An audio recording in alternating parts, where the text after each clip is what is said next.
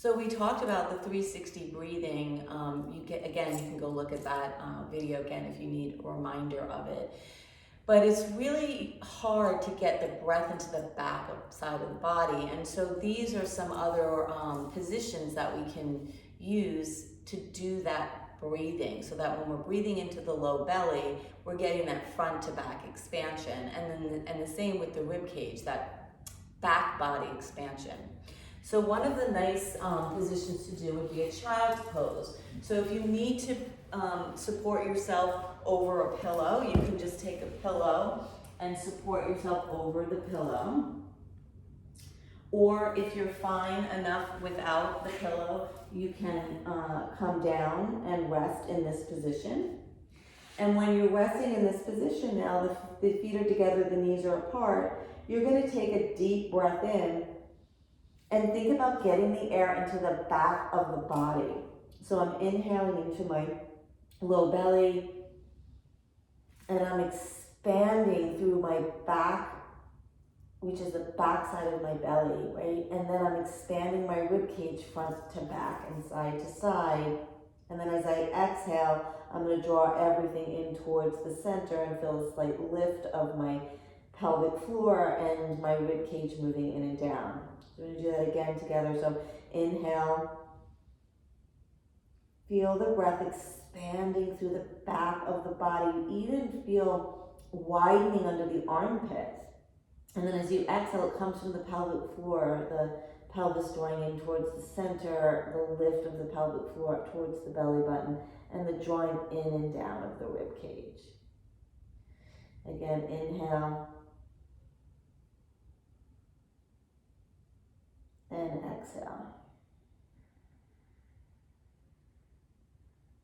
So that's breathing into the back body in a child's pose. Again, you can do it with the bolster either over and lie in this position, or your bolster and lie in this position. And actually, I like this better. It's more supportive. Okay. The next way to do it is on the hands and knees. So we are on our hands and knees, and we all know the cat-cow exercise. But what we're doing here is not really about that. It's about getting some breath into the back body on the inhale. So normally on the inhale in a cat-cow, we'll inhale and dip down and open and expand, and then the exhale will draw up and in.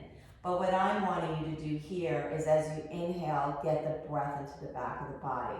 So it's not your cat-cow exercise, okay? So inhale, breath into the front of the belly, back of the belly, rib cage. And I can feel that expansion of my rib cage underneath my armpits expanding, right? And then as you exhale, you're just gonna draw the sides of the pelvis in, lift the pelvic floor up towards the belly button and allow the rib cage to move in and down. My head stays neutral here. My pelvis is basically neutral. Inhale, exhale. So really feel that contraction as the belly draws in. It's not even actually the belly, it's the sides of the pelvis drawing in and the pelvic floor internally lifting. So one more time here, as you inhale, let the belly expand, let the breath go into the back of the body, back of the rib cage side to side, and then as you exhale, draw the sides of the pelvic in, lift the pelvic floor towards the belly button, and the rib cage moves in and down. So those are two nice ways to work on breath into the back body, which is always challenging, right? We're so used to front body breathing, but we're missing out on so much of the breath if we don't expand the back body. And it's not only about missing out on the breath, it's also about when we do that kind of breathing, we are literally mobilizing the low back. We're mobilizing the thoracic spine. We're mobilizing the rib cage. We're getting motion in these places. We're allowing the muscles to stretch and then contract so that they're getting the movement that they were made to do. So try these ways of getting some breath into the back body. Great.